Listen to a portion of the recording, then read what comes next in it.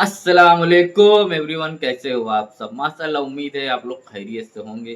तो आज मुफ्ती सलमान नदवी साहब का एक बहुत ही प्यारा बयान, जंगे बदर। आप लोग तो जानते ही होंगे, 313 का वो लश्कर हजारों पर जब भारी पड़ा। तो यार, ऐसा बयान कभी कभी सुनने में, और जब मुफ्ती सलमान नदवी साहब हो तो क्या बात है। बयान में चार चांद लग जाते हैं, और ऐसे वाकयात में और ही मजा आता है सुनने में। तो प्लीज़ इस वीडियो को पूरा लास्ट तक देखिए। बहुत ही प्यारा बयान है, थोड़ा लंबा है पता है, लेकिन पूरा वाकया है। आप लोगों से गुजारिश है कि इस वाकये को पूरा सुने, देखें, दोस्तों अहबाब में शेयर करें, कमेंट करना ना भूलें। आइए वीडियो देखते हैं। 17 रमज़ानुल मुबारक को यौमुल फ़ुरक़ान कहा जाता है। यौमुल फ़ुरक़ान उसका एक नाम है, यौमुल फुरकान, यानी हक़ और बातिल के दरमियान फ़र्क पैदा करने वाला दिन। सही बात है। जिस दिन इस्लाम की एक अजीम जंग बदर वाक़ हुई थी। बेशक। मुझे अहबाब से ये गुजारिश हुई, ये ख्वाहिश ज़ाहिर की गई कि आज असहाब बदर के मुतालिक फिर से मैं यहाँ पर ज़िक्र करूँ और उनके नामों की इंशाअल्लाह आज तिलावत भी करूँ। उसकी वजह यह है कि हमें ये ज़रूरी है कि हमारे बच्चों में ये अजीम तारीख़ों को मुंतकिल करते रहें। सही बात है, बेशक ज़रूरी है। करबला तो हर साल सुनते हैं, लेकिन फिर क्यों सुनाते हैं? इसलिए कि बार बार सुनने से जज्बा जवान रहता है। बेशक हक बात है, सही बात। हमारे बच्चों को ये कहानियाँ नहीं हैं, बल्कि इनके जज्बों को जवान रखने और हौसलों को बुलंद रखने वाली ये दवाइयाँ हैं। जंग बदर, जिसको 14 सदियाँ गुजर गए, लेकिन जालिम कुफ़ार आज भी भूल नहीं सके। जंग बदर का एक रुख पूरी दुनिया जानती है, बल्कि सब चढ़ चढ़ करके बयान भी करते हैं उसको, ये दुश्मनान इस्लाम। उसका पस मंज़र क्या था, वो क्यों हुई थी, उस पर कोई कलाम नहीं करते। सही बात है। क्योंकि दर्द मरने का ज़्यादा होता है, तो ये मरे ज़्यादा थे। इसमें 70 काफिर मरे थे और 70 कैदी बन कर के आए थे। पूरी जंग बदर में इन कुफ़ार को सिर्फ यही दिखता है कि 70 लोगों को मारा और 70 को पकड़ करके कैदी बना लिया। पूरी जंग बदर में यही नज़र आता है। लेकिन मेरे अजीज़ों, अगर इंसाफ की ऐनक रखने वाला गौर से इन हालात को पढ़ेगा तो इस नतीजे को पहुँचेगा, इस्लाम में ये जितनी जंगें हुई जिसमें हुजूर पाक सल्लल्लाहु ताला अलैहि वसल्लम तशरीफ़ ले गए, अक्सर का ताल्लुक डिफेंस से है। सही बात है। डिफेंसिव रही है। अब मैं आपको एक चीज़ बताता हूँ, क्योंकि जंग बदर के अहवाल बताने से पहले उसका पस मंज़र बताना ज़रूरी है कि क्यों हुई। अच्छा, ये भी मैं आपको क्लियर बता दूँ कि ये पहली जंग नहीं है। जैसे कि मशहूर है ना जंग बदर, इससे पहले भी छोटी छोटी जंगें हुई हैं, लेकिन जो बड़ी जंग जिसमें मुकाबला हुआ और जिसमें अल्लाह ने रोशन फतह अता की, वो बदर की जंग है। 17 रमज़ानुल मुबारक 2 हिजरी को। इंशाअल्लाह मैं सीरत के दर्स में अर्ज़ करूँगा, जंग बदर से पहले भी 6 जंगें हुई हैं तकरीबन, जिसमें कुछ सहाबा गए थे, कुछ में हुजूर भी गए थे, कुछ में हल्की फुल्की मुठभेड़ हुई और किसी में जंग नहीं हुई। लेकिन जो बड़ी यानी सफ़ आरा होकर जंग हुई थी, वो जंग बदर यही 17 रमज़ानुल मुबारक वाली, ये पहली है। जैसे कि एक बदर ऊला बोल कर के एक जंग मशहूर है, और बदर सानिया इसको कहते हैं, ये 17 रमज़ानुल मुबारक वाली। मैं उसको इंशाअल्लाह सीरत के बयान में अर्ज़ करूँगा। आज इस पर हम फोकस करते हैं कि क्यों हुई। 13 साल मक्का मुकर्रमा में नबी पाक सल्लल्लाहु ताला अलैहि वसल्लम ने गुजारे ऐलान नबूवत के बाद। वैसे तो 53 साल आप वहाँ रहे, 13 साल ऐलान नबूवत के बाद क्या क्या तकलीफ़ें नहीं उठाई। आपने सीरत के दर्स में भी सुना होगा, उस रसूल महतरम सल्लल्लाहु ताला अलैहि वसल्लम को मारा भी गया, पीटा भी गया, उनके साथियों को तरह तरह के अज़ाबात दिए गए। सही बात है। तारीख़ आज महफूज है, लेकिन जालिमों को ये नज़र नहीं आता आतंक कौन फैलाया हुआ था। यही कुफ़ार थे, ये मुशरिकीन थे, ये दहशतगर्द थे। मुझे बताओ, रसूल पाक के ग़ुलामों को सूली पर लटका कर उनकी नाक काटना, उनके कान काटना, उनके नाखूनों को पकड़ से खींचना, क्या ये दहशतगर्दी नहीं है? सही बात। हुजूर पाक सल्लल्लाहु ताला अलैहि वसल्लम के चहेते सहाबी हज़रत अम्मार बिन यासिर को इन्होंने आग में जलाया था। हज़रत बिलाल हबशी को तो रोज़ाना रस्सी पैर में डालकर खींचा जाता था। हज़रत आमिर बिन फुहैरा, हज़रत अबू फ़कीहा, हज़रत खब्बाब इब्न अल-अरत, हज़रत खुबैब इब्न आदी, हज़रत सैयदा सुमैया, इनको तो घोड़े के पैरों में बांध करके शहीद कर दिया गया था। कैसे तरह तरह के अज़ाबात दिए थे कुफ़ार मक्का ने। ایک دو نہیں ہے، ظلم کی ایک لمبی داستان ہے. اور پھر پلس اس پر نبی پاک صلی اللہ علیہ وسلم کو ان کے خاندان سمیت سوشل بائیکاٹ کر کے رکھنا. حضور نے 3 سال تک 2 پہاڑیوں کے بیچ کے درے میں گزارے ہیں. اللہ اکبر. اور ایسے کہ پورے مکہ والے پہرا لگا کر بیٹھتے تھے 24 گھنٹے تک نگرانی کہ کوئی جا نہ پائے حضور تک، ان کے خاندان تک. ان دنوں میں نبی پاک صلی اللہ علیہ وسلم پتے کھاتے رہے اور چمڑوں کو ابال کر کے پانی میں وہ کھاتے رہے. 3 سال گزرے ہیں. جبکہ مشرکین مکہ میں سے ہی کچھ اہل خیرت جو تھے انہیں رحم آ گیا ان معاملات کو، اور انہوں نے یہ معاہدہ توڑا. وہ آ کر کے، کوئی دوسرے نہیں، صحابہ نے نہیں، جو کافر تھے انہی میں سے 10-12 لوگ، انہوں نے دیکھا اتنی تکلیف یہ ہم میں ہی سے تو ہیں، اور وہ بھی قریش خاندان جو ہم میں سے سب سے معزز خاندان ہے، اس کا ایسا بائیکاٹ کرنا کہ ان تک ایک چاول کا دانہ نہ پہنچے. یہ کیسی مصیبتیں ڈال کر رکھی گئیں اپنے بھائیوں پر. مشرکین نے خود یہ توڑا تھا معاہدہ، اور پھر ان کو ہر طرح کے سہولیات مہیا کر دی تھی حضور کے خاندان کو. یہ تکلیفیں. 70 صحابہ مکہ چھوڑ کر کے حبشہ جا چکے تھے ہجرت کر کے. معمولی بات ہے، آپ کے محلے سے 4 لوگ جائیں کیا حالات ہوتے ہیں. یہ آج ظالم کتے جو ہے گھروں کے اوپر دروازوں پر زبردستی کا بورڈ لگا کر کے پلائن کرتے رہتے ہیں، ہاں، کہ یہاں سے محلہ خالی ہو رہا ہے مسلمانوں کی وجہ سے، ایک ہندو گھر یہاں سے شفٹ ہو رہا ہے، ہجرت کر رہے ہیں، مائیگریٹ کر رہے ہیں. یہ ناٹک ہے، کوئی چیز نہیں. کبھی تم نے تاریخ یہ بتائی کہ 70 صحابہ جو اپنا گھر بار سب چھوڑ کر، جس میں خود رسول اللہ کی بیٹی بھی ہے، حضرت رقیہ اور حضرت عثمان غنی، دونوں حضور کے داماد بھی، حضور کی بیٹی بھی ہیں، یہ حبشہ چلے گئے تھے ہجرت کر کے. حضور صلی اللہ علیہ وسلم کے خاندان کے کتنے لوگ، حضرت جعفر طیار مولا علی کرم اللہ وجہہ الکریم کے سگے بھائی ہیں. حضور پاک صلی اللہ علیہ وسلم کے خاندان کے کتنے لوگ نکل کے جا چکے تھے حبشہ میں، ایتھوپیا. عرب لوگ افریقہ میں جا کر کے رہ رہے ہیں. اور پھر اس کے 3 سال کے بعد حضور خود ہجرت کر کے چلے گئے مدینہ. تو حضور ہجرت کر کے گئے تو کیا اکیلے گئے؟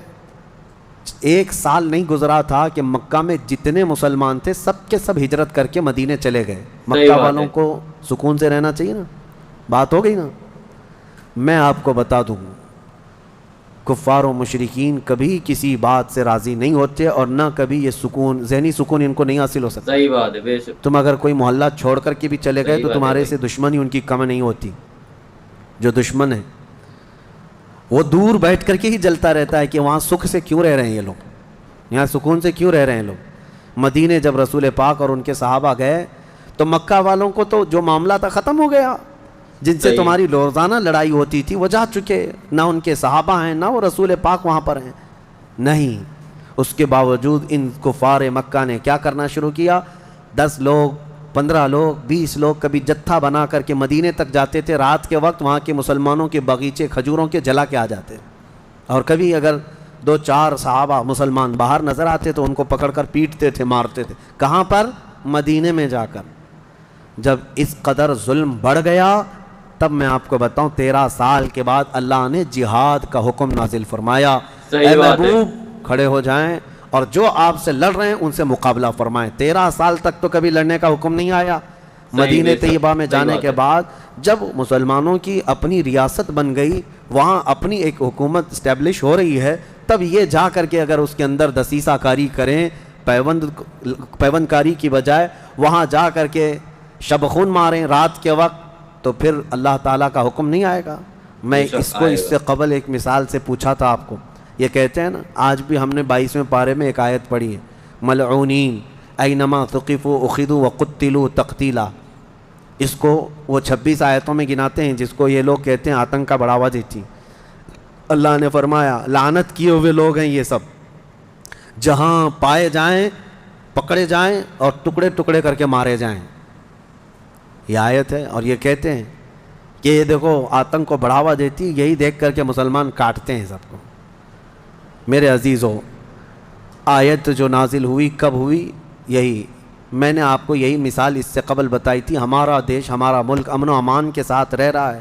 4 لوگ بھی اگر دشمن ملک کے ہمارے ملک میں داخل ہو جائیں تو ہائی اتھارٹی کیا حکم دے گی؟ سپریم کورٹ ہو یا وزارت داخلہ، ہوم منسٹری ہو یا کوئی بھی ڈپارٹمنٹ کے لوگ کیا حکم دیں گے؟ یہ 4 دشمن جہاں پائے جائیں ان کو پکڑو اور مار دو. صحیح بات ہے. पुलिस को तो ऑन द स्पॉट शूट करने का हुक्म होगा, इनकाउंटर कर दें उनका। क्यों? हमारे मुल्क का नुकसान कर सकते हैं। यही बात थी मदीने में जा कर के जब मक्का के कुफार नुकसान कर रहे थे, सहाबा को मार रहे थे, हुक्म आया कि अब इनके साथ नरमी नहीं, अब इनके साथ लड़ो और अपनी जान की हिफाजत करो। आज हर मुल्क इतना डिफेंस का इख्तियार रखता ज़रूर है। जाओ घुस करके दिखाओ किसी मुल्क में, बगैर वीज़े के जाएंगे तो पकड़ करके मार डालेंगे, बॉर्डर क्रॉस करो तो शूट कर देंगे, जबकि चोरी करने की नीयत ना हो तब भी। लेकिन इस्लाम जो मारने आ रहे थे उनको मारने का हुक्म दिया। अब सुनो बदर क्यों हुई थी। मसला ये था, दूसरी हिजरी थी, मक्का मुकर्रमा में काफिला तिजारत का काफिला मुल्क शाम जा रहा था। अच्छा, अब शाम का जो लोकेशन है वो मदीने के पास से होकर गुजरता है। रास्ता एक शाहराह है, यानी जिसको कहते हैं हाईवे, सबसे बड़ा इंटरनेशनल हाईवे उस ज़माने का, वो मदीने के पास से गुजरता था। तो मुल्क शाम तिजारत के लिए जो जाने वाले होते थे मक्का से, वो उसी रास्ते से जाते, मदीने के पास से करीब से गुजरता। करीब का मतलब बहुत करीब भी नहीं। तो नबी पाक सल्लल्लाहु अलैहि वसल्लम ने फरमाया, जब तक हमारा मक्का वालों से अमन का एग्रीमेंट ना हो जाए, मुआहदा ना हो जाए, हम उनका हर रास्ता भी रोकेंगे। सही बात। हम उनका रास्ता भी रोकेंगे। होता है या नहीं? अगर आपका किसी दूसरे से झगड़ा हो जाए तो आप आसपास के रास्ते भी ब्लॉक कर देंगे कि दुश्मन इधर के रास्तों को भी इस्तेमाल ना करें। यही मामला था। हाज जो है दुनिया को मैं बताऊं, ये रास्ता रोकने वाली बात को भी मैं बताता हूं। कहते हैं कि मक्का वाले तिजारत के लिए मुल्क शाम जा रहे थे तो उनका रास्ता रोकने का क्या हक था? मदीने वालों को क्या हक था? आज मुझे बताओ, जिस मुल्क से तुम्हारी दुश्मनी हो जाए, क्या वो अपना फ्लाई जोन तुम्हें यूज़ करने देगा? तुम्हारा प्लेन भी उड़ के जा सकेगा उस मुल्क के ऊपर से? सऊदी ने तो अभी बैन कर रखा था कतर को, उसका ना प्लेन उतरता, ना ही हवाई स्पेस इस्तेमाल कर सकता था। कतर जो है कोई चीज़ इस्तेमाल नहीं कर सकता। इनकी आपसी दुश्मनी में जब ये रास्ते बंद कर सकते हैं, आपसी दुश्मनी थी ये, कौन सी इस्लाम और कुफ्र की दुश्मनी। इसी तरह से ईरान पर जो पाबंदियां हैं, ईरान का एक जहाज़ जिससे उसके सिफारती ताल्लुकात नहीं, क्या वो इजराइल के ऊपर से उड़ सकता है? बिल्कुल नहीं उड़ सकता। सही बात है। रास्ते तो आज भी इन लोगों ने बंद कर रखे हैं, एक दूसरे की तिजारत के, ट्रेडिंग पाबंदियां आज भी चलती हैं। 1400 साल पहले जब नबी पाक सल्लल्लाहु अलैहि वसल्लम ने सिर्फ उनका रास्ता रोकने की बात की, तो आज ये पूरी दुनिया के जो मॉडर्न अपने आप को कहते हैं और बहुत ज़्यादा वेल एजुकेटेड समझते हैं, उनके पेट में दर्द होने लगता है कि ये कैसा रास्ता रोकने वाला क्या सिस्टम था। रास्ता रोकने वाला वही सिस्टम था जो आज तुम्हारा बाप रोकता है, अमेरिका। सही बात है। जिस तरह से लोगों के ऊपर तिजारत की पाबंदियां लगाता है, जिस तरह से हाई ड्यूटी कस्टम लगा करके लोगों की इकोनॉमिक को गिराता है, ये तो वही सिस्टम है ना। लेकिन नबी पाक सल्लल्लाहु अलैहि वसल्लम ने ऐसा नहीं किया था। सहाबा इकराम को मदीने से कहा कि देखो, अगर इनका काफिला तिजारत का शाम जा रहा है तो हम जाएंगे, रास्ता रोकेंगे। हुजूर अपने सहाबा को लेकर निकल पड़े। ये 17 रमज़ान जंग बदर की बात नहीं कर रहा हूँ, इससे पहले की बात कर रहा हूँ। 6 महीने पहले हुजूर गए, चंद महीने पहले या चंद दिन पहले, एग्जैक्ट नहीं कह रहा हूँ। तो अबू सुफियान काफिला तिजारत का जो लेकर जा रहा था, वो सिपहसालार या अमीर काफिला था। उसको खबर हो गई कि नबी पाक सल्लल्लाहु ताला अलैहि वसल्लम अपने सहाबा के साथ मेरा रास्ता रोकने आए हैं, तो रास्ता काट लिया और मुल्क शाम दूसरे रास्ते से पहुँच गया। हुजूर पाक सल्लल्लाहु अलैहि वसल्लम को नहीं मिला। हुजूर वापस मदीने आ गए। कई दिन गुजरे, मुल्क शाम में उसने तिजारत की, खूब नफ़ा कमाया और वापस मक्का तो जाना था। तो मक्का जब जाने लगा तो फिर मेरे आका को ख़बर आई। नबी पाक सल्लल्लाहु अलैहि वसल्लम ने फिर सहाबा से कहा कि चलो फिर से उसका रास्ता रोकते हैं। फिर गए, लेकिन इस बार अबू सुफियान फिर खबर पा करके दूसरे रास्ते से चला गया मक्का। लेकिन मक्का पहले ही अबू सुफियान ने कासिद भेज दिया था, कहा था कि मोहम्मद और उनके साथी तुम्हारी तिजारत को लूट लेंगे, ख़त्म कर डालेंगे, काफिला तुम्हारे हाथ नहीं आएगा, तुम हमारी मदद के लिए आओ। ये कासिद मक्का जैसे ही पहुंचा, वहाँ खलबली मच गई, सब जमा हो गए जितने ख़ानदान थे कि हमारा भी माल है, हमारा भी माल है। और अबू जहल तो भड़का रहा था, खूब भड़का रहा था, सबको जमा कर लिया। लेकिन इत्तेफाक ऐसा कि वो मक्का वालों के निकलने से पहले पहले अबू सुफियान अपनी तिजारत का काफ़िला सही सलामत मक्का लेकर पहुँच गए। बात ख़त्म हो गई, तिजारत का काफ़िला आ गया। जो समझ बूझ वाले थे उन्होंने खैर मनाई, कहा कि चलो हमारा माल पहुंच गया, अब ज़रूरत नहीं जाने की। لیکن ابو جہل کسی بات پر خاموش نہیں تھا. کہا کہ نہیں، ہم محمد اور ان کے ساتھیوں کو مزہ چکھائیں گے کہ انہوں نے روکنے کی کوشش کیوں کی. اگر آج ہم ان کا مقابلہ نہیں کریں گے تو آگے ہماری تجارت کے لیے بڑے مسئلے پیدا ہو جائیں گے. اور اس کے بعد سب کو بھڑکاتا رہا. کتنے بہت سارے چھوڑ کر چلے گئے، لیکن پھر بھی ابو جہل کے بہکاوے میں جتنے آئے وہ 1000 کی تعداد میں تھے. اور وہ لوگ پورے ہتھیار سے لیس ہو کر ساز و سامان سب لے کر کے نکل پڑے مدینے آنے کے لیے، کہ مدینے جا کر کے ان کا سب اینٹ سے اینٹ بجا کر کے آئیں گے. اب نبی پاک صلی اللہ علیہ وسلم راستے میں نہیں تھے، 2 بار گئے اور واپس آئے، قافلہ روکنے کے لیے واپس آئے. لیکن جیسے ہی حضور کو یہ خبر ہو گئی کہ وہ لوگ مدینے پر حملہ کرنے کے لیے نکل رہے ہیں، اصل وجہ سن لیجئے بدر کی اصل وجہ. جب وہ لوگ 1000 کی تعداد میں مکہ سے نکل چکے تھے اور میرے آقا کو یہ خبر مل گئی، مخبر نے آ کر بتایا کہ جنگ کی تیاری سے مدینے کے اوپر حملہ آور ہونے کے لیے نکلے ہیں مکہ کے لوگ. اب نبی پاک صلی اللہ علیہ وسلم نے صحابہ سے فرمایا کہ ان کو مدینے پہنچنے مت دینا، اگر مدینے آ گئے تو مدینے کو توڑ پھوڑ کریں گے، شہر میں داخل ہوں گے، جنگ ہوگی تو کچھ نہ کچھ گھر ٹوٹیں گے، کسی کی آبادی اجڑے گی، کچھ نہ کچھ نقصان ہوگا، لہذا ہم خود مدینے سے باہر نکلتے ہیں. نبی پاک صلی اللہ علیہ وسلم اب اس ارادے سے اپنے صحابہ سمیت باہر نکلے. اس میں تعداد مختلف روایات کے مطابق 313 314 315 319 اور ایک میں 360 اصحاب بدر کی تعداد پہ الگ الگ روایات ہیں. 313 صحابہ کی روایت بہت سارے محدثین نے روایت کی ہے، اور 360 کی بھی روایت ہے، 360 لوگ بھی تھے. بہرحال وہ اس طور پر کہ بچے دوسرے لوگ سب ملا کر کے کسی نے شمار کیا اور کسی نے صرف خالص جنگ کرنے والوں کو شمار کیا. اس میں سارے بڑے بڑے اجلہ صحابہ ہیں، سیدنا ابو بکر صدیق، سیدنا عمر فاروق، سیدنا حیدر کرار، علی مرتضیٰ رضی اللہ تعالیٰ عنہ، دیگر اصحاب. ہاں، حضرت عثمان غنی رضی اللہ تعالیٰ عنہ اس میں شامل نہیں تھے. اس کی وجہ یہ تھی کہ حضور صلی اللہ علیہ وسلم کی بیٹی حضرت رقیہ بیمار تھیں، مدینے میں تھی. نبی پاک صلی اللہ تعالیٰ علیہ وسلم نے حضرت عثمان سے کہا کہ تم اپنی اہلیہ میری بیٹی کی تیمارداری میں رہو، تمہیں بدر میں شریک ہونے کا برابر ثواب دیا جائے گا. سبحان اللہ. حضرت عثمان غنی مدینے میں تھے. اسی وجہ سے آج بھی اصحاب بدر کے ناموں کی جب تلاوت ہوتی ہے نا تو حضرت عثمان کا نام بھی اس میں آتا ہے. وہ اگرچہ جنگ میں گئے نہیں تھے لیکن اسماء بدر میں ان کا نام شامل ہے.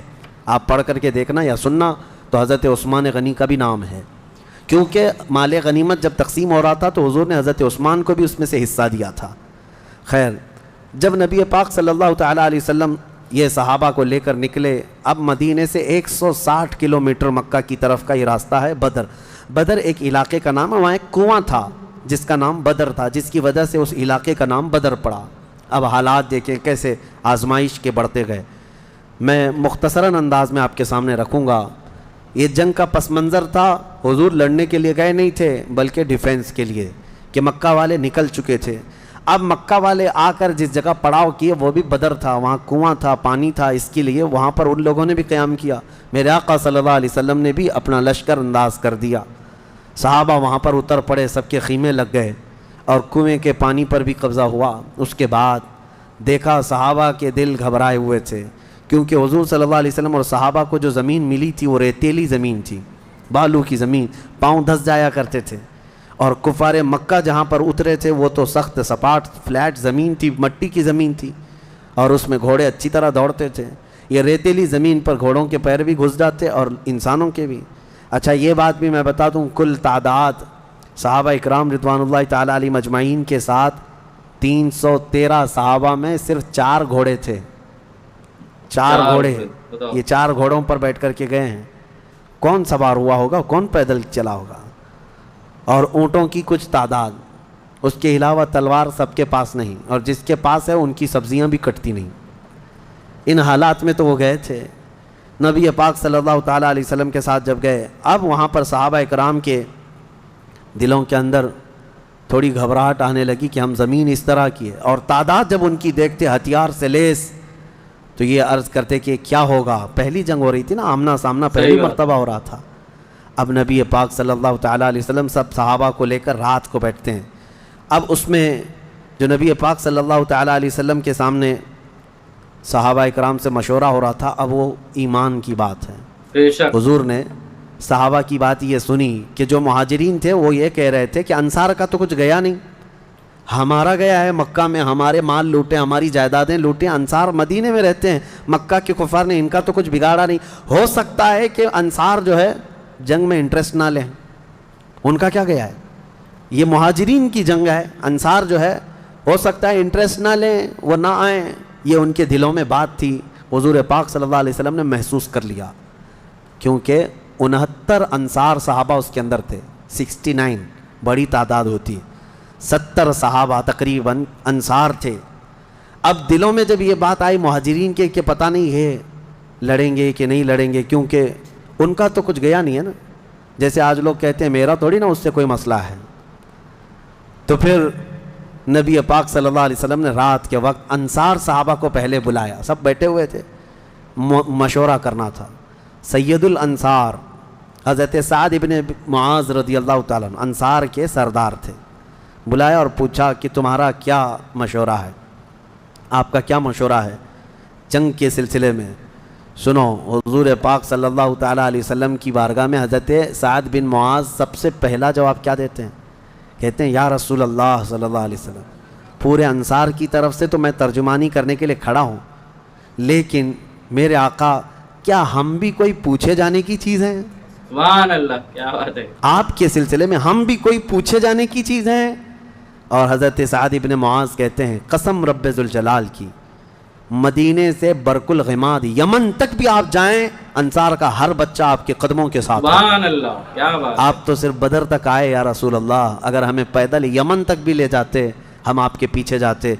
उनके अल्फाज में सुनाऊं, ईमान ताज़ा हो जाता है। हज़रत साद इब्न मुआज़ रज़ियल्लाहु ताला अन्हु फरमाते हैं या रसूल अल्लाह सल्लल्लाहु अलैहि वसल्लम, आज मैं सारे अंसार सहाबा की तरफ से तर्जुमानी करते हुए, जिसको कहते हैं रिप्रेजेंटेटिव, मैं खड़ा हूँ, अर्ज़ करता हूँ मेरे आका, अगर किसी के जहन में ये बात है तो वो निकाल दे कि हम सिर्फ अपने वतन में रसूलुल्लाह की मदद करते हैं, बल्कि अल्लाह के नबी सल्लल्लाहु ताला अलैहि वसल्लम जिस कोने में जाएंगे अंसार को वहाँ हुजूर पाएंगे। बेशक, सुभान अब अल्लाह, हुजूर की बारगाह में अर्ज़ करते हैं आका आपको कुल इख्तियार है, आपको कुल इख्तियार है। अब सुनो हज़रत साद इब्न मुआज़ के ये बद्र के मैदान से एक दिन पहले के अल्फाज हैं, एक दिन पहले के अल्फाज हैं, या रसूल अल्लाह सल्लल्लाहु अलैहि वसल्लम आपको कुल इख्तियार है, जिसका रिश्ता मिलाना है मिला दीजिए आप, और जिसको तोड़ना है आज ही आप फरमा दें, हम हमेशा आखिरी सांस तक के लिए तोड़ देंगे। सुभान अल्लाह, अगर क्या बात आप है, फरमा दें कि इसकी बीवी इसके लिए हलाल नहीं, इसका बेटा नहीं, या रसूल अल्लाह क्या आखिरी सांस तक हम उससे रिश्ता तोड़ देंगे। क्या ये बात, बदर में जाने से पहले हज़रत साद इब्न मुआज़ कहते हैं जिसका रिश्ता आप मिलाना चाहें मेरे आका मिला दें, और जिसका ख़त्म करना चाहते हैं तोड़ दें, और जिसको मौजूदा हालात में रखना चाहते हैं मेरे आका पसंद फरमा लें, और हमारे माल आपके लिए हाजिर हैं या रसूल अल्लाह, और हमारे जिस कदर मंशा हो कबूल फरमाएं। हाँ, हज़रत साद इब्न मुआज़ कहते हैं हमारे पास जो कुछ भी है या रसूल अल्लाह, ये हमारा माल हाजिर है। अब ये देखो अदब के अल्फाज, हाजिर है या रसूल अल्लाह, जितना आपको चाहिए हमारा पूरा माल कबूल कर लें, और जितना चाहे छोड़ दें, और कसम रब्बे ज़ुल जलाल की जो आपने छोड़ दिया वो दुनिया की सबसे बुरी चीज़ है हमारे लिए, सुभान अल्लाह, जो आपने कबूल किया वो हमारे लिए सबसे उम्दा चीज़ है। बेशक, सुभान ये बद्र के मैदान में हज़रत साद इब्न मुआज़ रज़ियल्लाहु ताला अन्हु की तकरीर चल रही है, और उसके बाद हुज़ूर पाक सल्लल्लाहु ताला अलैहि वसल्लम की बारगाह में ये कहते हैं या रसूल अल्लाह कसम उस रब्बे ज़ुल जलाल की जिसने आपको सच्ची नबुव्वत के साथ भेजा, अल्लाह की कसम अगर आप हमें हुक्म दें समंदर को चीर कर निकल जाना है, रब्बे ज़ुल जलाल की कसम या रसूल अल्लाह अंसार का हर बच्चा समंदर में कूद पड़ेगा। सुभान अल्लाह, बेशक, ये बद्र से पहले की तकरीर। अब इनकी तकरीर सुनकर हुजूर बड़े खुश हुए, मेरे आका सल्लल्लाहु ताला अलैहि वसल्लम नहायत ही खुशी का इजहार फरमाते हैं। और उसके बाद फिर हज़रत मिक़दाद बिन असवद एक सहाबी हैं, खड़े होते हैं, पूछा या रसूल अल्लाह सल्लल्लाहु अलैहि वसल्लम आप सहाबा से मशवरा ले रहे हैं किस बात का, कहा जंग होना चाहिए नहीं होना चाहिए। हज़रत मिक़दाद बिन असवद कहते हैं या रसूल अल्लाह हम बनी इसराइल नहीं हैं जिन्होंने मूसा अलैहिस्सलाम से कहा था ऐ मूसा आप और आपका खुदा जाइए कौम जब्बारीन से लड़िए, हम यहाँ बैठ के देखेंगे। नहीं या रसूल अल्लाह हम उम्मत मुहम्मदिया हैं, जहाँ मेरे आका का पसीना गिरेगा हम सबका खून का कतरा वहाँ गिरेगा, जब तक हमारे जिस्म में आखिरी कतरा भी खून का बाकी है हम में से कोई पलटने का तसव्वुर भी नहीं करता। ये रसूल पाक सल्लल्लाहु अलैहि वसल्लम के चहेते सहाबा की तकरीरें थी, सबके जज्बे जवान थे, कोई लौटना नहीं चाहता, कोई पलटना नहीं चाहता।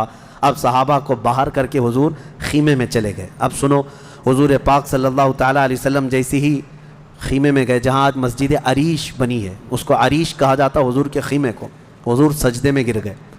سجدے میں گرنے کے بعد نبی پاک صلی اللہ تعالیٰ علیہ وسلم اتنا گریہ وزاری کر رہے تھے، اتنا رو رہے تھے سجدے میں حضور پاک صلی اللہ علیہ وسلم. اور جو صحابی ان کی خدمت میں کھڑے تھے وہ کہتے ہیں نبی پاک صلی اللہ تعالیٰ علیہ وسلم کی الفاظ میں سن رہا تھا، ابتحالات کو عرض یوں کر رہے تھے، اے اللہ، ایک چھوٹی سی فوج، ایک چھوٹی سی جماعت تیرے دین کی نصرت کے لیے میدان میں اتری ہے. اے اللہ، اگر اس جماعت کی تو کل مدد نہ کرے گا تو قیامت تک اس روئے زمین پر کوئی سجدہ کرنے والا نہیں آئے گا. اے اللہ، قیامت تک کوئی تیری عبادت نہیں کر سکے گا. یہ محبوبانہ انداز ہے میرے آقا کا، یہ کوئی دھمکی نہیں ہے اللہ کو. رب تعالیٰ کی بارگاہ میں گڑ گڑانا کہ مولا اگر ان کی مدد نہیں کرے گا تو پھر کون تیری عبادت کرے گا. اور اس کے بعد اچانک حضور صلی اللہ علیہ وسلم اٹھے سجدے سے، پیشانی چمک رہی تھی اور حضور مسکرا رہے تھے. دو صحابہ کھڑے تھے، کہا یا رسول اللہ صلی اللہ علیہ وسلم، آپ اتنی گریہ وزاری کرتے کرتے بھی مسکرانے لگے. کہا میرے رب نے میری ڈھارس بندھا دی، مبارک ہو، بشارت ہو، میں نے ابھی ابھی جبرائیل کو جنگی لباس پہن کر اترتے دیکھا. سبحان اللہ، کیا بات ہے. جبرائیل امین آ گئے ہیں. وہ صحابہ دوڑے دوڑے گئے، باہر جا کر کہے مبارک ہو، اللہ کے نبی کو مدد آ گئی ہے. ابھی رات کا حصہ گزرا نہیں تھا کہ بارش برسنے لگ گئی. میرے آقا نے فرمایا میرے صحابہ، اللہ کی دوسری مدد آ گئی. صحابہ نے پوچھا یہ کیسے؟ کہا جاؤ میدان میں دیکھو، ریت کی زمین پر بارش ہوئی تھی تو ریت پوری جمع ہو گئی، مضبوط ہو گئی، اور کافروں کی زمین پر بارش برسی تو کیچڑ ہو گیا، ان کے پیر پھسلنے لگ گئے، ان کے گھوڑے بھدکنے لگ گئے، اور صحابہ کے پیر ریت میں بالکل مضبوط جم کر رہ گئے. حضور نے فرمایا بارش بھی اللہ نے تمہاری مدد کے لیے نازل فرمائی. صبح اٹھتے ہیں، صبح ہوتی، حضور اکرم نہیں، رات کے وقت ہی، ابھی رات کا وقت ہے. صحابہ کے دل کی تسلی کے لیے میرے آقا اپنے ہاتھ میں ایک چھڑی لے کر جاتے ہیں میدان میں. صحابہ پیچھے پیچھے ہیں، لکیر کھینچا، حضور نے فرمایا کل یہاں ابو جہل گر کے مرے گا. دوسری لکیر کھینچا اور کہا یہاں عتبہ مرے گا. تیسری لکیر کھینچ کر کہا یہاں شیبہ مرے گا. یہ بڑے بڑے پہلوانوں کے نام حضور گنا رہے تھے. صحابہ دل ہی دل میں خوش ہو رہے تھے. ان کا یقین کامل اتنا تھا نبی نے جو فرما دیا وہ ہو کر رہے گا. رات کے وقت ہی صحابہ کو یہ معلوم تھا ان کفار کے کتنے وکٹ گرنے والے ہیں، کتنے پہلوان زمین بوس ہونے والے ہیں، کتنے موت کی گھاٹ پہنچنے والے ہیں. صحابہ کو یہ معلوم ہو گیا تھا اور دل چوڑے تھے، سینے کشادہ تھے. صبح ہوتی ہے، نبی پاک صلی اللہ تعالیٰ علیہ وسلم ابھی اپنے خیمے میں تھے، عریش میں، میدان بدر کے خیمے میں تھے. ایک صحابی دوڑتے ہوئے آتے ہیں، آ کر کے بارگاہ مصطفیٰ میں عرض کرتے ہیں یا رسول اللہ صلی اللہ علیہ وسلم، ہماری تعداد بڑھ گئی، ہماری تعداد بڑھ گئی. حضور پاک صلی اللہ علیہ وسلم سے وہ کہہ رہے ہیں پہلے کافروں کی تعداد اتنی زیادہ تھی، 1000 کی تعداد. صحابہ دیکھتے گھبرا جاتے، اور اس پر وہ کمینے کیا کر رہے تھے؟ رات بھر ناچ رہے تھے، گانے گا رہے تھے، کباب بھون رہے تھے اور نعرے لگا رہے تھے جیت ہماری، جیت ہماری، جیت ہماری، جیت ہماری. ان کے الفاظ تھے، اشعار گنگنا رہے تھے، اور رات بھر کھانا پینا، رقص، سرور، ڈھول باجے سب چلتا رہا. اور ادھر صحابہ عبادت میں مصروف ہیں، اللہ کی بارگاہ میں گڑ گڑا رہے ہیں. اور صبح جب ہوئی تو ایک صحابی دوڑتے ہوئے آئے، کہا میرے آقا ہماری تعداد بڑھ گئی ہے، 313 نکلے تھے لیکن میدان میں اب بہت زیادہ ہو گئے ہیں ہم لوگ.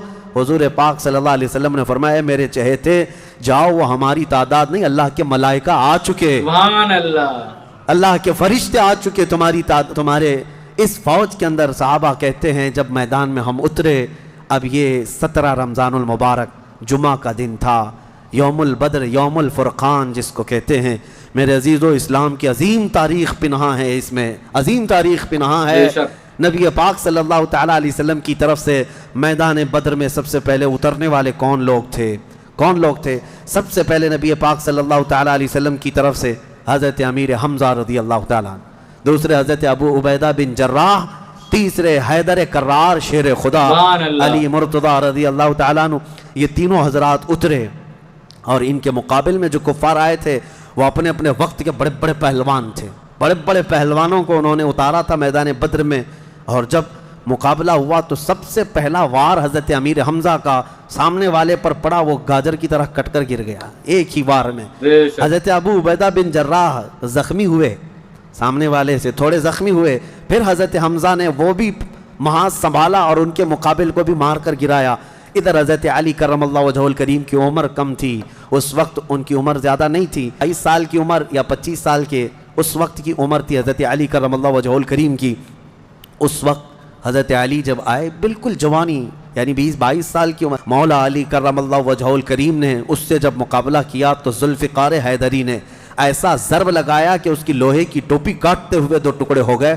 پہلی مرتبہ بدر کے میدان میں آواز آئی تھی سارے صحابہ کی اللہ اکبر، یہ نعرہ تکبیر تھا جو سب سے پہلے بلند ہوا۔ فرماتے ہیں اس آواز کی ہیبت ایسی تھی کہ کفار کے خیمے ہل گئے اور ان کی صفوں میں ہلچل مچ گئی، دہشت طاری ہو گئی۔ صحابہ کے اسی نعرے کو دیکھ کر علامہ اقبال نے شعر کہا تھا، یہ نکلے تھے مڑی ہوئی تلواریں لے کر، کٹی ہوئی اور زنگ آلود تلواریں لے کر جن سے سبزی نہیں کٹتی تھی، لیکن جب نعرہ لگائے تھے اللہ کی مدد ایسی آئی تھی کہ یہ سب زمین بوس ہو گئے دشمن۔ اقبال نے کہا تھا کفر دم توڑ دے گا ٹوٹی ہوئی شمشیر کے ساتھ، کفر دم توڑ دے گا ٹوٹی ہوئی شمشیر کے ساتھ، گر تم نکلا جاؤ ایک بار نعرہ تکبیر کے ساتھ۔ یہ انہی صحابہ کا نعرہ تھا جب انہوں نے پہلی مرتبہ بلند کیا۔ یہ لڑائی چلتی رہی شام تک، شام ہونے نہ پائی، دوپہر تک اس لڑائی کو پہلے ایک بعد دیگرے، اس کے بعد پھر گھماسان کی لڑائی ہوئی۔ لیکن کفار مکہ میں سے کچھ لوگ کہتے ہیں ہم تو بڑے حوصلوں سے آئے تھے لڑنے کے لیے، بڑے حوصلوں سے آئے تھے، جن کو یہ مدینے میں مکہ میں پکڑ کے مارتے تھے وہ آج ان کے مقابل میں تھے، کوئی کسی کا غلام تھا، کوئی کسی کا رشتہ دار بھی تھا، لیکن مقابلے میں جب آئے وہ کفار مکہ کہتے ہیں ہم تو بڑے ہمت کے ساتھ لڑنے کے لیے آئے تھے، لیکن جب ہم لڑنے جا رہے تھے تو ہمارے مقابل میں اجنبی لوگ آ رہے تھے، اجنبی لوگ آ رہے تھے، اور ان کی ہیبت ایسی طاری ہوتی کہ ہم نے ان کو نہ مکے میں کبھی دیکھا تھا نہ مدینے میں کبھی دیکھا تھا۔ یہ وہ بدری ملائکہ تھے جو جبرائیل امین کی سپہ سالاری میں آئے تھے۔ اب یہاں ایک بات میں بتانا چاہتا ہوں، ایک فرشتہ اتر جائے کافی ہے۔ آپ کو پتا ہے قوم شعیب جب نافرمانی کر رہی تھی تو اللہ تعالیٰ نے عذاب کیا بھیجا تھا؟ جبرائیل امین علیہ السلام کو اتارا تھا، انہوں نے ایک چیخ ماری تھی، چنگھاڑ، اور ان کی آواز کی ہیبت سے جتنے پہاڑوں میں تھے یہ قوم شعیب سب کے بھیجے کانوں سے نکل آئے تھے اور زمین پر گر کر مر گئے تھے۔ تو یہاں جبرائیل امین اکیلے آ جاتے، صرف آواز لگاتے، کسی کو تلوار اٹھانے کی بھی ضرورت نہیں، یہ 1000 پورے کیڑے مر جاتے۔ صحیح بات۔ لیکن یہ وجہ کیا ہے؟ مفسرین نے فرمایا یقیناً ایک فرشتہ بھی مدد کے لیے کافی ہوتا، لیکن اللہ نے بدر کے میدان میں 5000 فرشتے اتارے، یہ عظمت مصطفیٰ کے لیے، سبحان اللہ، بے شک، یہ رسول اللہ کی عظمت کے لیے۔ کبھی کبھار تعداد جو ہے وہ شان بتانے کے لیے ہوتی ہے، عظمت بتانے کے لیے ہوتی ہے۔ ہاں ایک جھنڈا کافی ہوتا ہے، لیکن کبھی 10 جھنڈے لگاؤ تو اس کی عظمت بڑھ جاتی ہے۔ 2 باڈی گارڈ کافی ہوتے ہیں، لیکن 10 کھڑے ہو جائیں تو اس کی ہیبت اور طاری ہوتی ہے۔ یہ ایک انسانی ذہن بنا ہوا ہے۔ اللہ تبارک و تعالیٰ نے اپنے محبوب کی عظمت شان کی وجہ سے 5000 ملائکہ کو اتارا۔ اب یہ جنگ ہوتی رہی، اس میں صحابہ تو لکڑیوں سے جنگ کرتے رہے، سب تلواروں سے نہیں، کچھ صحابہ تو لکڑیوں سے جنگ لڑتے رہے اور لکڑیوں سے کئی کو مار کے گرایا، اور 70 جو ہے موت کے گھاٹ اتر گئے، اور اس میں معمولی 70 نہیں تھے، بڑے بڑے گرو گھنٹال تھے، جتنے بھونکتے تھے مکہ میں بیٹھ کر۔ ابو جہل مر گیا، حضرت بلال حبشی کا آقا امیہ بن حرب وہ مر گیا، اور کئی ایسے بڑے بڑے عتبہ شیبہ جیسے بڑے بڑے کافر، یہ سب کے سب موت کے گھاٹ اتر گئے۔ بدر کی ایک لڑائی ایسی کہ اچھوں کی جڑ کاٹ کر رکھ دیا۔ اب یہاں پر حضور پاک صلی اللہ تعالیٰ علیہ وسلم کا رحم بھی دیکھیں، حضور ملاحظہ فرما رہے تھے جب امیہ گر کر زخمی ہوا تھا، حضور نے جو صحابی لڑ رہے تھے کہا کہ روک دو اس کو۔ امیہ جو لڑ رہا تھا وہ بڑا ہٹا کٹا پیسہ والا مکہ کا بڑا آدمی تھا، تو جو صحابی لڑ رہے تھے انہوں نے گرا دیا، وہ زخمی ہو کر گرا، حضور نے فرمایا چھوڑ دو اس کو، وہ صحابی ہٹ گئے۔ حضور نے فرمایا بلال حبشی کو بلاؤ۔ بلال کہاں ہے؟ بلال آئے، کہا اے بلال آؤ، جتنا اس نے تڑپایا تھا خوب آج تم بدلا لو اس کے ساتھ، کیونکہ یہی وہ تھا جو حضرت بلال کو ایک ڈرم میں ڈال کر دن بھر رکھتا تھا، لوہے کی ایک ٹاکی بنا کر اس میں ڈال کر اوپر سے ڈھکن ڈال کر گرم دھوپ میں ان کو ایسی رکھ دیتا تھا، بغیر کھانا پانی دیے شام تک ان کو کھولا جاتا تو ان کا جسم پورا اجمرا ہو جاتا تھا، ان کی پیٹھ ایسی گل گئی تھی انگاروں میں سلانے کی وجہ سے کہ ریڑھ کی ہڈی دکھتی تھی۔ اللہ اکبر۔ یہ حضرت بلال کے ساتھ کیا تھا۔ حضرت بلال حبشی نے مار کر اس کو ختم کیا عدو اللہ. اور حضرت بلال مارتے وقت کیا کہہ رہے تھے یہ بھی سنیے, یہ صحابہ کا جذبہ ہے. بے شک. کہتے ہیں اس کو قتل کیا اور یوں کہا انت عدو اللہ و عدو رسولنا, میں نے تجھے مار دیا ہے اس لیے کہ تو اللہ کا اور میرے حبیب کا دشمن تھا. سبحان اللہ. کیا یہ نہیں کہ مجھے تڑپاتا تھا, یہ نہیں کہ تو نے مجھے بہت مارا ہے اب چکھ لے مزہ. حضرت بلال یہ کہتے ہیں تو اللہ کا دشمن تھا اور میرے مصطفیٰ کا دشمن تھا, میں نے تجھے ختم کیا. یہ بدر کی وادی میں حضرت معاذ اور معوذ بن عفراء رضی اللہ عنہما, دو چھوٹے بچے, بچوں پر جہاد تو ہے نہیں لیکن یہ ضد کر کے اصرار کر کے حضور کے پاس آئے تھے, کہا ہمیں اجازت دے دے. میرے آقا نے ان کو اجازت دی تو یہ جنگ میں شریک ہوئے. حضرت عبد الرحمن بن عوف کہتے ہیں صاحب بڑے بڑے صحابہ, جنگ کے میدان میں نفسا نفسی کا عالم ہوتا ہے, اپنا ڈیفنس کرنا ضروری ہوتا ہے, کہاں سے تیر آئے کہاں سے تلوار آئے. لیکن یہ دو بچے اس طرح سے میدان میں ہیں کہ حضرت عبد الرحمن بن عوف سے کہتے ہیں چچا ہمیں ایک بات بتائیے, ابو جہل کس کا نام ہے؟ حضرت عبد الرحمن بن عوف کہتے ہیں میں ہنس پڑا, ان کی عمر 13 سال کے آس پاس کی تھی. کہتے ہیں یہ کیا کرو گے تم, وہ سردار قریش ہے, پہلوان ہے مکہ کا. ان بچوں نے کہا ہم نے دیکھا تو نہیں مگر سنا ہے اس خبیث کے بارے میں کہ وہ ہمارے آقا کو گالیاں دیتا ہے, وہ ہمارے نبی کو گالیاں دیتا ہے. یہ اصل محافظین مصطفیٰ تھے, محافظین ناموس رسالت تھے. نبی پاک صلی اللہ علیہ وسلم کی عزت کے لیے. میرے عزیزو یہ بچے کھیلنے کے لیے ضد نہیں کر رہے تھے, جان ہتھیلی پر لانے کے لیے ضد کر رہے ہیں. حضور پاک صلی اللہ علیہ وسلم کی بارگاہ میں آئے اور اس کے بعد حضرت عبد الرحمن بن عوف کہتے ہیں میں ابھی بات چیت کر ہی رہا تھا کہ ابو جہل سامنے گھوڑے پر بیٹھا جا رہا تھا, میں نے اشارے سے بتایا وہ دیکھو وہی مردود ہے جو گھوڑے پر جا رہا ہے. یہ دونوں بچے چیل کی طرح جھپٹ گئے اس کی طرف اور بھاگتے ہوئے اس کی طرف گئے. ابو جہل کو یہ ایکسپیکٹیشن ہی نہیں تھا, یہ امید ہی نہیں تھی کہ اس کے مقابل میں کبھی کوئی بچہ آ سکتا ہے. غرور و تکبر میں ہمیشہ وہ سوچتا تھا بڑے بڑوں سے ہی لڑنا ہے ہم کو. اور دیکھا تو چھوٹے بچے آئے, ایک بچے نے گھوڑے کی ٹانگ پر تلوار ماری, ابو جہل نیچے گر گیا, گھوڑا بھی گرا وہ بھی گرا, اور جیسے ہی گرا دونوں اس کے سینے پر چڑھ کر بیٹھ گئے, سینے پر چڑھ کر بیٹھ گئے اور گردن پر تلوار رکھی. تو جانتے ہیں ظالم یہ زمانے بھر کا بڑا گستاخ اور گستاخوں کا باپ کیا کہتا تھا, عربی میں شعر کہہ رہا ہے اس وقت, کہتا ہے میں عرب ہوں موت سے ڈرتا نہیں, میں عرب ہوں موت سے ڈرتا نہیں, لیکن افسوس مجھے اس بات کا ہے کہ میرے مقابل کا آیا نہیں. اس کو افسوس یہ ہے کہ مجھے کوئی پہلوان نے مارا نہیں, مجھے چھوٹے بچے مار رہے ہیں.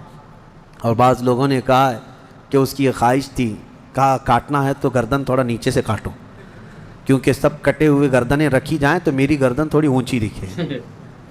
غرور و نخوت کبھی نہیں جاتا, گھمنڈ و تکبر کبھی نہیں جاتا. ان بچوں نے ختم تو کر دیا ابو جہل کو, اور مشہور ہے کیا ہی بہترین کہا, ہم جیسے لاکھوں کروڑوں کی جوانیاں ان بچوں کے قدموں پر قربان, بے شک سبحان اللہ, ہم ان کے ناخنوں تک بھی نہیں پہنچ سکتے جنہوں نے دفاع کیا ہے, ڈیفنس کیا ہے میرے مصطفیٰ کی عزت کا. بے شک اوروں نے کافروں کو مارا ہوگا, ان بچوں نے تو پورے کفر کو مارا ہے. بے شک اوروں نے جاہلوں کو مارا تو انہوں نے ابو جہل کو مارا ہے, جہالت کے باپ کو مارا ہے. اسی جنگ میں شہزادے حضرت معاذ کا مونڈھا کسی کافر نے مار کر کے ختم کر دیا, تلوار سے کندھے کو مار دیا, لیکن جذبہ ختم نہیں ہوا. اس بچے نے دوسرے ہاتھ میں تلوار لی اور لڑنا شروع کیا اور اپنے ہاتھ کو پیر میں دبا کر کھینچ کے نکال دیا. یہ زیادہ دیر تک نہیں, یہ دونوں شہزادے لڑتے رہے میدان بدر میں. شام سے پہلے پہلے دونوں بچے بھی شہید ہوئے. حضرت معاذ بھی شہیدوں میں ہیں, حضرت معوذ بھی شہیدوں میں ہیں.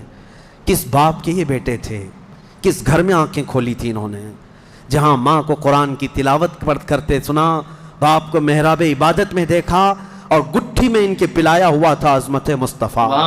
سب سے پہلی چیز ہے میرے عزیزو, یہ جان دے چکے میدان میں. نبی پاک صلی اللہ علیہ وسلم شام کے وقت جنگ کا پانسا کیسے پلٹا, یہ صحابہ ایسے گھستے چلے گئے ان کے صفوں میں کہ وہ ہیبت سے بھاگنے پر مجبور ہو گئے.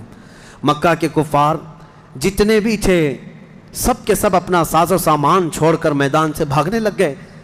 وہاں پر اپنے مویشی چھوڑا, اپنے بہت سارے چھوڑا, یہاں تک کہ 70 قیدی پکڑ میں آئے اور 70 مارے جا چکے تھے, 140. اور صحابہ میں 13 شہید تھے, 1 زخمی تھے. 13 شہید ہوئے, 1 زخمی تھے. حضرت عبیدہ بن حارث وہ بھی راستے میں جا کر شہید ہوئے. تو جنگ بدر کے ٹوٹل شہید 14 ہیں, باقی وہ 70 اور 140 پورے ٹوٹل یعنی قیدی ملا کر. شام کے وقت اب سنو میرے آقا صلی اللہ علیہ وسلم کا معجزہ. صحابہ کہتے ہیں حضور نکلے, میدان میں آئے, سب کافروں کی لاشیں ایک جگہ کھینچ کر لا کر گڑھے میں ڈال دی گئیں, لیکن لاشیں دیکھنے کے لیے حضور میدان میں جا رہے تھے. صحابہ کہتے ہیں قسم خدا کی ہم نے دیکھا حضور نے جس کے لیے جو دائرہ کھینچا تھا وہ کافر وہیں گر کے مرا تھا, ایک بال بھی باہر نہیں تھا. سبحان اللہ, بے شک. حضور نے جس کے لیے لکیر کھینچا تھا وہ کافر اسی میں گر کر مرا ہوا تھا. حضور نے جو نشان بنایا تھا ابو بے جہل شک. وہیں مرا ہوا تھا, عتبہ وہیں مرا ہوا تھا, شیبہ وہیں مرا ہوا تھا. آج کے منافقین کے لیے بھی یہ درس ہے. یہ دیکھیں جنگ بدر کی تاریخ کو, صحیح بات ہے. نبی پاک صلی اللہ علیہ وسلم ایک دن پہلے یہ بتا رہے ہیں کہ کون کہاں مرے گا, اور یہ ابھی تک اس بحث میں ہے کہ پیٹ پیچھے کا علم نہیں, دیوار پیچھے کا علم نہیں. یا اپنے جیسا نبی کو بھی قیاس کرتے ہیں. اللہ ہدایت عطا فرمائے. آمین. اب شام کے وقت سارے وہ لاشوں کو لا کر ایک گڑھے میں جمع کر دیا, اور جو مسلمان صحابہ تھے ان کی لاشیں جمع کی گئیں اور ان کو عزت کے ساتھ احترام کے ساتھ اسی بدر کے میدان کے قریب دفن کر دیا گیا. اور کافروں کی لاشوں کے پاس کھڑے ہو کر حضور نے پھر ایک خطبہ دیا, خطبہ دے رہے تھے, اور اس میں حضور صلی اللہ علیہ وسلم یہ فرما رہے تھے, اے لوگو ہمارے رب نے جو ہم سے وعدہ کیا تھا وہ پورا کر دکھایا اللہ نے. بے شک. بتاؤ تمہارا خدا جو تم سے کوئی وعدہ کیا تھا کیا تم کو بھی پورا کر دیا؟ کیا تم نے موت کے بعد وہ چیز پا لی جس کے لیے تم لڑتے تھے؟ صحابہ پوچھنے لگے یا رسول اللہ صلی اللہ علیہ وسلم آپ یہ کس کو سنا رہے ہیں, یہ مرے ہوئے کفار کو؟ حضور نے فرمایا یہ تم سے بھی زیادہ سنتے ہیں, مرنے کے صحیح بعد بات ہے. وہ تم سے بھی زیادہ سنتے ہیں. اسی لیے حضور پاک صلی اللہ علیہ وسلم نے فرمایا کہ مردہ لوگوں کی باتیں تو چھوڑیں, چلنے والوں کے پیر کے چپل کے نیچے جو آواز آتی ہے وہ بھی مردہ سنتا ہے, صحیح بات اس ہے. کے کان بڑھ جاتے ہیں.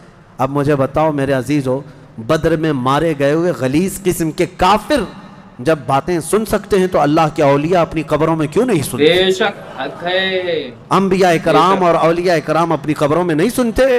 ہم جاتے ہیں اور اسی یقین کے ساتھ جاتے ہیں کہ وہ قبروں میں ہماری باتوں کو سنتے بھی ہیں, اور اللہ نے ان کو تصرف اور اختیار دیا ہو تو ہمارے حق میں اللہ کی بارگاہ میں سفارش بھی کرتے ہیں. یہ ہے جنگ بدر. اس کا خلاصہ یہی ہے کہ وہ اگرچہ 313 نہتے تھے لیکن یقین کامل تھا.